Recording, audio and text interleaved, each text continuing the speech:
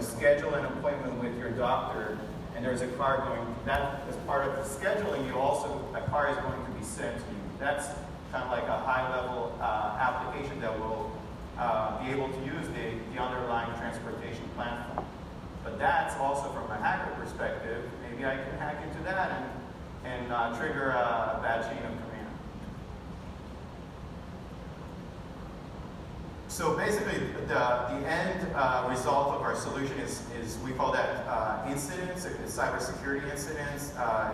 Probably will be a little hard to read, but you can see this is one example. Our product is used by another trend that we see in automotive, which is the building of a security operations center, which is where the service is being monitored, is being tracked for violations. In this specific instance, we see a stop engine command that was sent to the fleet at a bad time. A bad time could be like, as the vehicle is driving, you're not supposed to get a kill engine command. That's actually a feature that some of the telematics providers have, but it's only enabled in places like South America.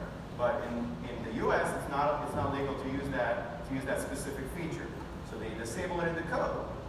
But what if a hacker gets in and re-enables it, even if they weren't supposed to do that? So these are things that we're looking to find.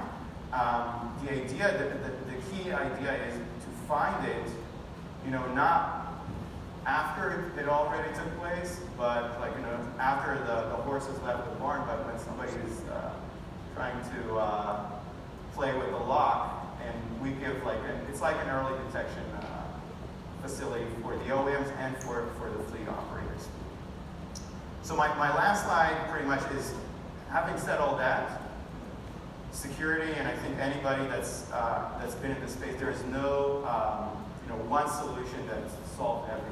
It's like there's a concept called defense in depth. In this area, we look at in-vehicle security as something that will find its way into vehicles over time. Definitely not today. I don't think there's any vehicles. Maybe I don't know if Tesla, they haven't publicized whether they have, but they have I think some elements of in-vehicle components. But I don't think there's many others that have components like that inside their cars. It will be a part of the overall solution over time. But we see the place that most OEMs are starting is with this cloud-based approach, where you can actually have a level of detection, which is what NHTSA actually prescribed for the automakers. You can have it today. You can have it based on data that you're already collecting, and this is the only way to actually offer protection across the fleet and not look at only individual vehicles. We see both of these solutions working together and ultimately being consumed by what you see here at the SOC, which I think is the acceleration of SOCs being built for automotive. We see that across the world. I think US may be ahead of the curve, but I think in Japan we're definitely seeing a huge uptick for that. Yeah, so again, I appreciate all of your information. There's a lot to go through here. We don't have a lot of time, but let's just talk real quick. So a couple things. Your company finds things happening discovers misbehavior.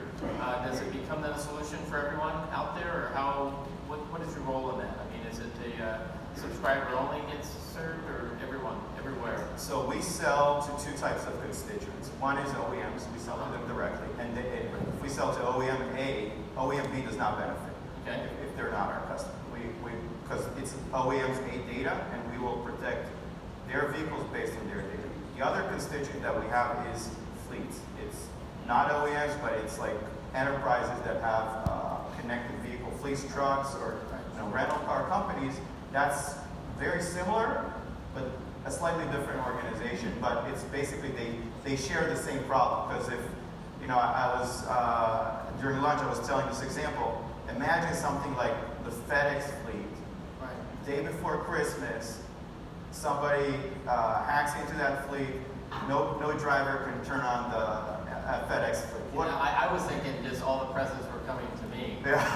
But, or diverted to one location. Now we're talking. Yeah. But what about again, this whole conversation we've been having about how important it is, and again, I understand that collaboration and secrecy, and everyone's in the business. But to a certain extent, as we're talking about our learnings on the autonomous cars, on parts of that works and don't work, or processes or algorithms. On the other end, on the cybersecurity, that all of a sudden you realize, oh my gosh, this product or dongle or OEM they're going after, or they're going after the brakes more than the steering, or they're going, that type of thing. Is that become a shared learning, or where does that? What's the balance between you being an independent company and actually helping out the world as we go? So we share with the community, and the community shares with us. And there's been, I think just last week we were at Auto ISAC, which is a data sharing environment for both OEMs and for vendors to share findings. We're part of that. Having said that, I think when anybody, even we can find things, it's not to say that let's say we're serving OEM A. If OEM B does not have capabilities to do something with things that we found, we can share it, and they might and they might not be able to do anything about it.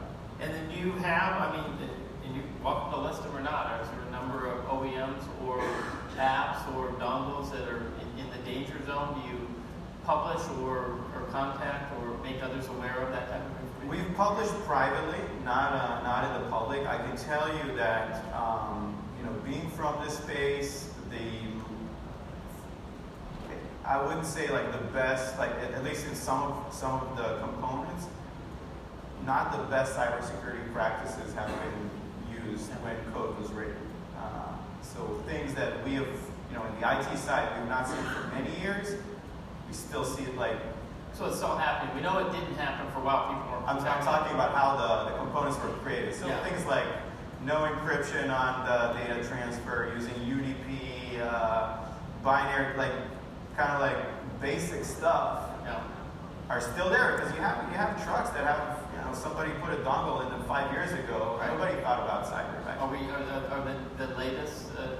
Have we gotten around that, or are you still seeing people being lazy or not being as secure? I think there's way more understanding today. Things are definitely improving, but you still have code in cars that is very old. Final question on the Tesla. You brought them up, and of course, one of the things that was somewhat unique in that the single bus architecture, or at least the ability, is that the way of the future? Is that proven to be a competent way to avoid this type of thing? I think I said GM is ahead of the curve. I think Tesla are the most ahead of the curve. They have, their red team, which is kind of like the way that they try to attack themselves, is bigger than anybody else's in the space. They've had a red team since 2011. Nobody knew what a red team was probably in some of the OEMs back then. So that's one of their approaches. They're using, another thing that was announced is how they use bounties, which is you pay hackers or white hats to try to attack you and find vulnerabilities, which is a very common practice in the enterprise side. They're one of the leaders for that in OEMs. So I think those types of things are what helps them become more mature in terms of security. But I think their code they're a software company at heart. I think that's different. Yep. Hey Dan, unfortunately we're out of time. I really appreciate you coming over here and sharing this with us. Thanks, you. Upstream security, ladies and gentlemen. We've got a couple more great presentations. I'll take that from you, please. And to introduce our next speaker, please welcome Anton to the stage. Anton is an important board member with WAJ. He does something out there in the media world, but he won't tell me what it is, but I know it's darn good. So, Anton, it's all yours. Alrighty. Next speaker, of course, needs no introduction, George Hotz. He was here 2 years ago, as I recall, and I think he showed one of the earlier versions of his product, which is this aftermarket box. You can stick it to a Honda Civic or equivalent to get a much, much better level 2 driving experience. We obviously want to hear where that project has gone and where it stands now, what the strategy is going forward. Another thing that happened in October of 2016 was something closely related to that, and that was the moment when Tesla introduced its Autopilot 2.0 system at a press conference right here in town. And I just want to read you the very first sentence that Elon Musk said said at this press conference, and let that be the background to what we might expect from upgrades in the future. And he said, basic news here is that all cars exiting the factory have hardware necessary for level 5 autonomy. So that's in terms of cameras, compute power. It's in every car we make, on the order of 2,000 cars a week, and are shipping now, with level 5, literally meaning hardware capable of full self-driving for driverless capability. So, we obviously would love to hear if a product, aftermarket product at some point maybe, such as George or somebody else could develop, could possibly deliver on a level 5 literal promise that Elon Musk laid out 2 years ago this month right here in town. With that, George?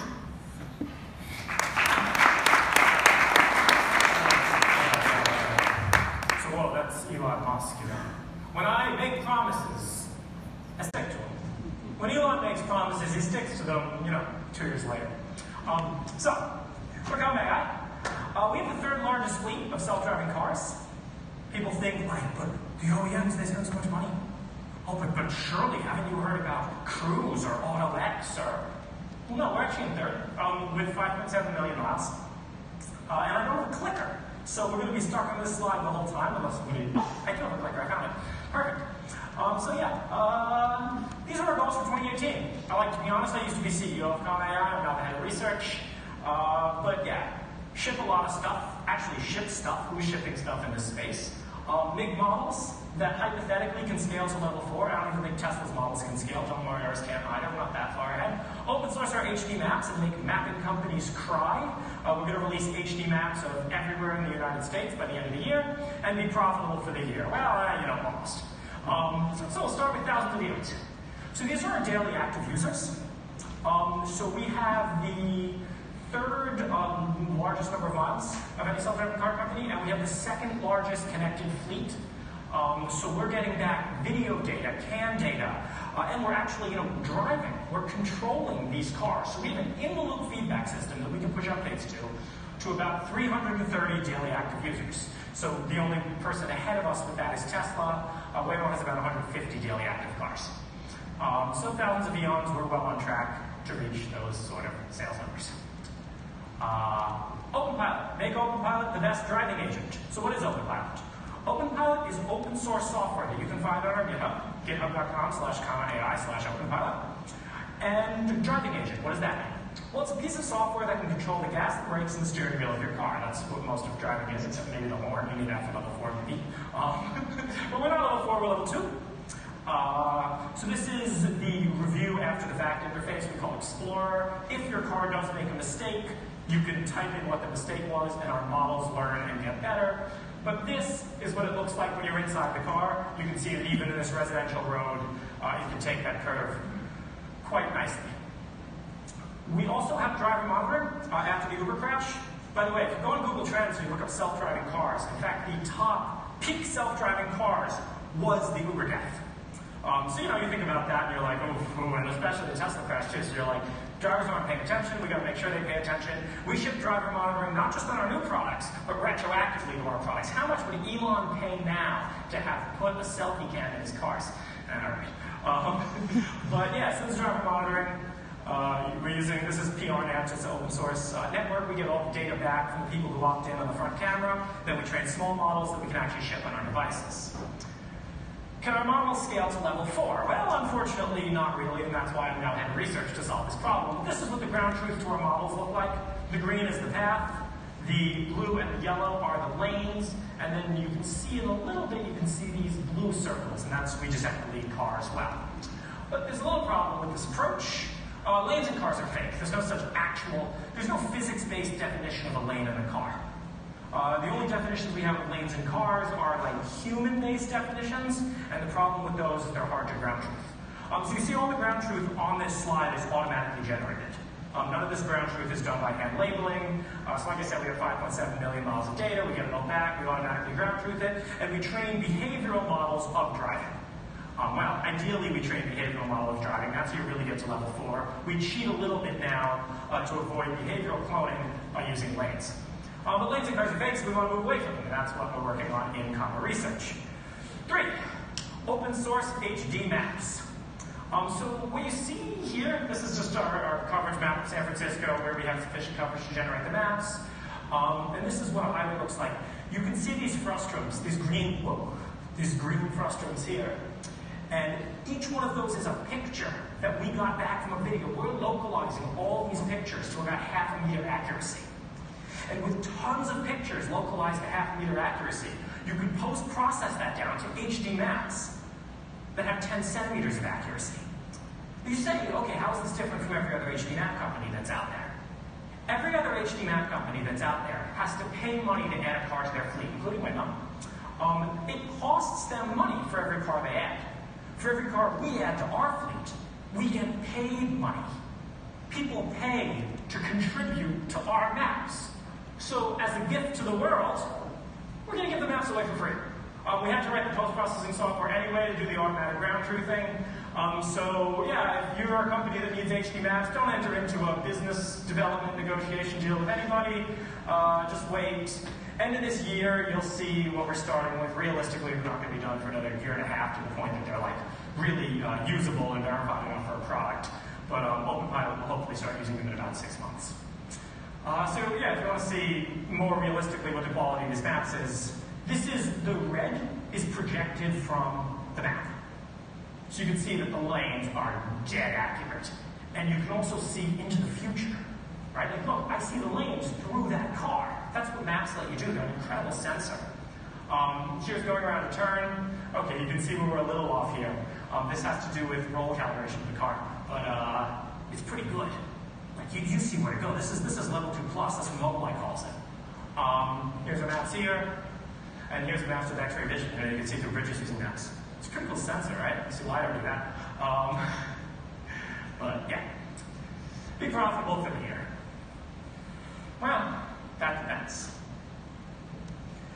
So we have a product, the EON. We've sold almost 1,000 of them. It was last year's model. It's a dash cam dev kit. We don't actually sell self-driving car kits.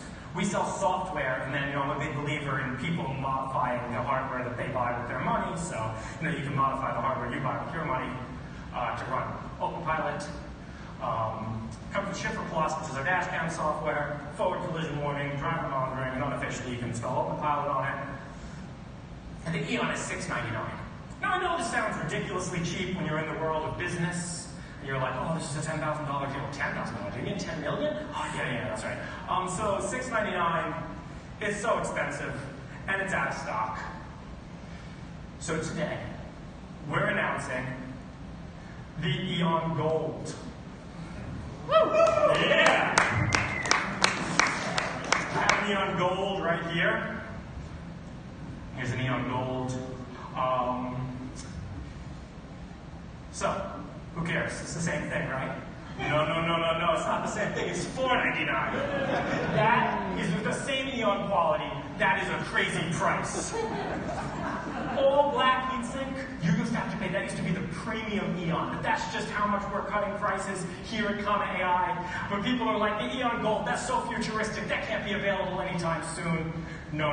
It's available right away. In fact, we will have the mobile shop set up outside where you guys can come $499 and buy EON Golds. They'll be for sale right now. You can put them in a Honda and Toyota, install some open source software, and get level 2 self-driving that's on par with autopilot or Super Cruise. And that's what it looks like when it's in your car. And maybe we have time for a question or two, maybe? Operators standing by. Yeah. Operators are standing by. My colleague Vivian, right over here, will be operating the mobile store. We have one of these square pay thingies. Yeah. Okay, so thanks for being here. Cool. Thanks for having me. Last time you were here, there was a conversation, I think it was with the Department of Transportation, not too very long into that. With Nisha, yeah. So we don't sell any self-driving hardware. Right? Nisha was specifically talking about regulations on self-driving hardware. We sell dash cam hardware.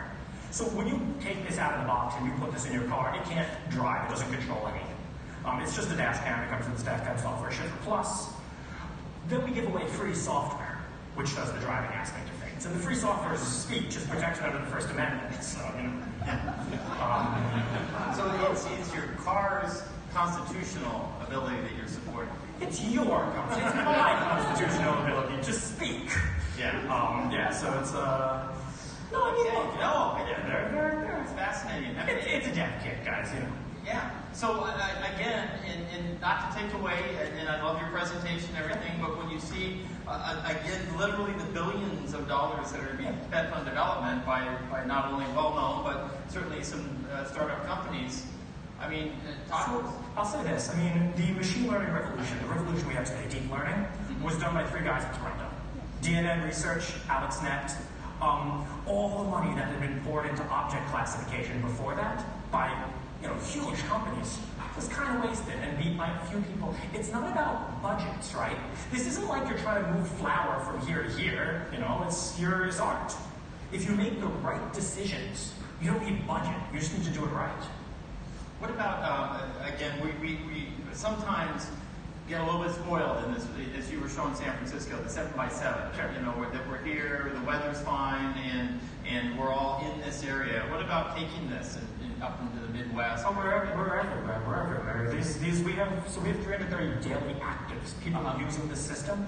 The engagement rate, meaning the time people have the system engaged, is over 50% everywhere, including left-hand drive places. Okay, that's what's going to go away, but yeah, I mean, we're everywhere, and rain, snow, who cares?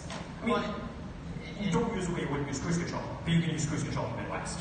Okay, and I guess I'm intrigued, and this is more of a car driver engineering standpoint. It is when you're on a slippery surface and you're cornering, and things are starting to happen to the vehicle that again, most of us that live out here don't know how to react to correctly, but should be reacted a certain way. How does something like this know how to? So we don't do anything with that. We will disengage, in fact, if your car activates traction control. Okay. So it's a level 2 system. We don't touch any of the traction control stuff in the car. All of that stuff is still manufacturer. And if we detect that TCS engaged, we beep, beep, beep, beep, beep when I'm driving anywhere. Okay. All right. Got it. Questions? Yeah. Right there to AJ, please. Well, we got a microphone for you. Sure. So, George, what happens if you stick this dash cam in a dumb car or one that's not supported? Can you still collect useful data from that? Yeah, sure. So we also have, over there in the mobile store, we have gray pandas. Gray pandas are high precision GPS. None of the mapping stuff relies on any of the stuff in the car. That's all done with just stuff built into the EON and stuff built into the gray panda. Also, our forward collision warning and our driver monitoring don't depend on the car, so you still get those features in every car. Other questions out there? Lane departure warning is stupid. Right here in the front. Please. Thank you, Brian Douglas. Doing yes. Hey George, my name's Matt, and I was wondering what are the core sensors that you're relying on? Cameras, radars, maps, what's the picture? So right now we're using the camera and the radar. I think that radar is going to play a diminishing role over time. I think that you can do it almost all with cameras because that's how people drive. And people are the only example of a level 5 driving system in existence.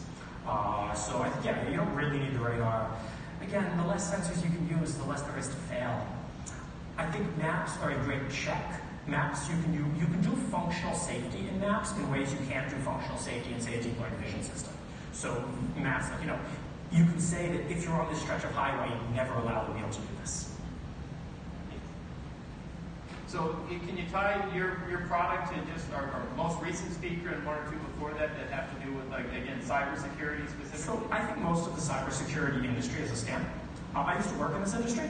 No, but seriously, right? You have that quote from GM, safety and security are the same thing. They're not. And let me tell you why. Safety is protecting from a random attacker. Security is protecting from a targeted attacker. Security is, in that way, much, much harder than safety. Fortunately, this myth of black hat hackers, who are these people? What, they're going to crash cars? Come on, this is sci-fi. This is a bad television plot. But I'm going to just support that with one backup question having to do with aftermarket entry into a vehicle system. It would seem like if there was a possibility that could open a door to an entree. Well, I mean, again, you have to talk about what your threat model is, right? Like, what would the threat model be in this case? Well, once again, and I'm just basing this on our last conversation, if I somehow got through to your product and I could have your cars just stop up a road or get in the way or not start. So the safety is not done on this device. It's all done on this device. Okay. This device will detect if you press on the gas pedal or the brake pedal. And it will prevent that device from sending any signals to the car. So that the safety is done on here. Could you compromise this device? I mean, maybe. Like you'd have to jump through a bunch of hoops. Code is signed on here. It's probably not. Again, you can't build secure code. You just have to raise the attacker bar to a point that it's not worth it for them. You have to go into the automotive telematics system at that point. But regardless, like there just aren't these evil, malicious people out there. This is why the whole cybersecurity industry is kind of, bit of a racket. Any others? Start out of time here. Okay, here's a stupid question. Hotz or Hotz? Hotz. Okay, just thank you very much, because I've heard it both ways today, and I might have said it both ways, so that's where I heard it. George, thanks for being here. Really appreciate it. And you're going to have a table outside, and you're going to stick around for the reception area, and Absolutely. Yeah, you can buy Buy an EON, buy a Panda.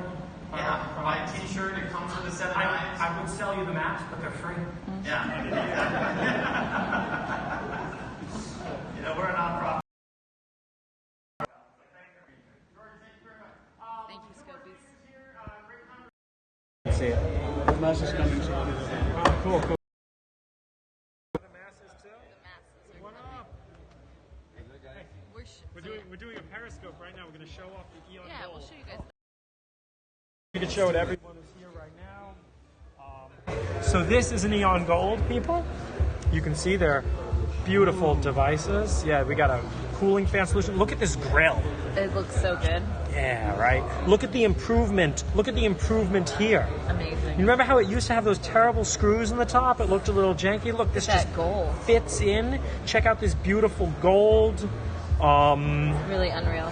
The thermal is a bit better on this than the EON too. I think if you buy an EON Gold, you'll be quite happy. Here's the accessory bag that comes with it. We got 2 lengths of USB cable. We got a SIM tool. We got 2 GoPro mounts. Charging issue fixed? With the VHB. Yeah, charging issue's great. Totally. Yeah, don't worry. Charging is great. Well, that's why we don't ship the extension cable. We ship a 6-foot cable. How do they know that charging issue? The Scopies know everything. They know They know everything, everything. But yeah, so This is our booth. They're $4.99. This is our booth. Yeah. No one's bought anything yet. No one's at the bought anything. local It kind of store. reminds us of the self-driving car awareness Self-racing tour when car- no one bought No. anything. Well, this is for a different reason. Different reasons, yeah. Um, But we still do have our But no, we still have plenty of already options. ordered. Nice. Oh, you Accept ordered? all Get- major we credit accept all cards. major credit cards. Buy your Hello. EON Gold. If you haven't bought one of these, we'll ship this out to you like Thursday. Maybe we'll even ship it out tomorrow if we have it. We could ship it out tomorrow. We can ship it out tomorrow, I think. I'm not gonna make any promises. Yeah, I me will neither, promise yeah. it will ship before Thursday. Yeah. That's the promise I will make. But yeah, they're Yeah, we're selling the Great Panda. if people they're wanna buy really one. nice, and we were really looking for growth. Yeah. That's why we've dropped this price so crazy low. Yep. We love growth. Yeah. You want to ask? Yeah. So, what level developer engineer do you have to be to actually use this? It's easier now than ever. So we have a great community on Slack who've created tutorials and YouTube videos, and if you can No, the follow Gold doesn't come instructions, with the Panda you can to draft, easily but, install this and be up still and buy running this within a day. Panda? Like you take a Saturday, you'll Yeah, I know. have it It's kind of ready to go in ridiculous. 4 I hours. didn't have the CEO give an Easily announcement, but he's busy. So you're going to need these 3 things. You can honestly, if you know what you're doing, it's a 5-minute install. But to really read everything you'll need to get up to speed, it's not even 4 hours. So you can make- It's a weekend morning. You'll be out cruising by then. A 2006 Mazda 3. Oh no! Here's You the have a list. specific This list is of the cars. list of supported Oh, cars. okay. Yeah, you can see through because it's done. You can't just sell anything mechanical. It's all electric. Right. So the I car don't know has what to else have to show you guys. electrical I feel like I'm capability. making people uncomfortable with to, this filming. What? No one's uncomfortable. Are you sure? Everyone here consented to be filmed. Part of the comma.ai privacy policy. I'm fine being filmed. So what is your business model then? You We sell hardware. You're the hardware seller. We sell hardware. You sell we dash make cams. we make hardware for less money than we sell it for, and then we make a profit. I know this is a crazy business model in Silicon Valley today, Yeah. but this is what we do. For everyone but Apple, right? I don't even, like honestly, a lot of these companies here, I don't really understand. Like they hire this thing called business development, and I don't understand what it is. We don't do that. We just we make product and then we post it on the website at more price than it costs us to make product, and then we make profit. Yeah. And we want to sell more products. So yeah, exactly. But I think this is lost. We're small on a lot of business Silicon owners. Valley. We're small business owners in a lot of ways. The VCs hate us. Yeah. They're not fans of that. I think it's so much more than that, right? It's so fascinating. Because wasn't Elon Musk referring to you when he said, autonomous vehicles are not a guy in a garage problem, it's a team of... What Elon Musk said was it's a 2-year company of a small company with 10-ish people, and that's exactly what comma.ai is now. I never disagreed with what Elon said. I knew that, obviously what I had in the garage wasn't ready to go to market. And this, honestly, it's still a developer kit. Is it a consumer product? Not yet. Yeah, not yet. We'll be there. We'll be there. The plan is obvious, but everything takes time, right? And Elon says 2 years, so realistically the timeline is about 4 years, right? So Elon is right. It's nice to know that Elon's not just wrong about his timelines; he's wrong about other people's timelines too. But hey, he's an optimist, But it works, right? Yeah, it works. It works, and it motivates you, right? Did I think it was 2 hours at the time? Well, kind of. Yeah, exactly. This is cool. This is great. But yeah, no, really show it off and get in your orders right now before we sell out. There's only a limited number. There's only a limited number of EON Golds in the world. There's only a limited number of Leicos in the world, and we bought them all. We literally bought them all. It's really beautiful. You can show them. Look, it comes with a little bag and a big bag. Look at this. Boom. Get on right now. And I mean, honestly, we haven't even shown off the box. The box is really amazing. Really, just... That's a good shot. Look at that. Oh man, no, but really, this is a this is an EON Gold in a box. Yeah, this is a nice experience. Yeah, you get one of these, you're like, I feel good. Yeah. What vehicles does it work? Right here. That's the most common question. So we got that brought up right here. What phone runs on it now? George, are we being open about the phone that it runs on? Yeah, Leaderboard Pro. Leaderboard Pro. You can buy one of those and try to use it too. Yeah. You want? Yeah. Enjoy it. Actually, gold? Yeah. The phone is gold. Take a look. And if you can't see the gold, then you can call it... Which GM? It is gold. It's level 0. Yeah, but it's level 0. It's never really going to work. We have support for the GM Gold. Storage size is 64, correct? Storage size 64, yes. Yes, 64. Hopefully someone got all this information right on the website. I think so. Is this list also on your site? Yeah, this is right under GitHub. So this isn't actually, this product doesn't come with openpilot. This product comes with a dash cam. If you want to install openpilot, you have to do that yourself. Yeah. From a legal perspective, we don't sell any hardware that controls your car. We just sell general purpose hardware. Cool. You saw and then we gold. give the software away for free. It's right under GitHub. And that free software is still strictly level 2. It's on the website. Cool. Oh, of course. In fact, it goes even beyond that. We have driver monitoring. So this camera will actually watch you while you drive to make sure your eyes are on the road. And if you're engaged and your eyes are off the road, beep, beep, beep, beep, beep, beep, beep. Why didn't Uber have that? In fact, we didn't have it before Uber either. It was the Uber and Tesla crashes that happened this year that were like, okay, we got to get serious about this. And within 6 weeks, we turned around driver monitoring. And it's pretty good. It's on par with GMs. It's industry competitive. They require their customers use it? Super Cruise. No, only when the system's engaged. So Super Cruise, GM's good level 2 autonomy. Should be linked on the website. Only on a Cadillac to see it. $5,000 add-on. But yeah, so we have driver monitoring. That's the box. Awesome. On there. We don't have cards. We don't have cards. We have but all of products our though. You emails can buy a T-shirt for $20. Yeah. All right. All right, bye, Scopies. Thank you for joining us. Please go buy EON Gold. We love you all. We love you all.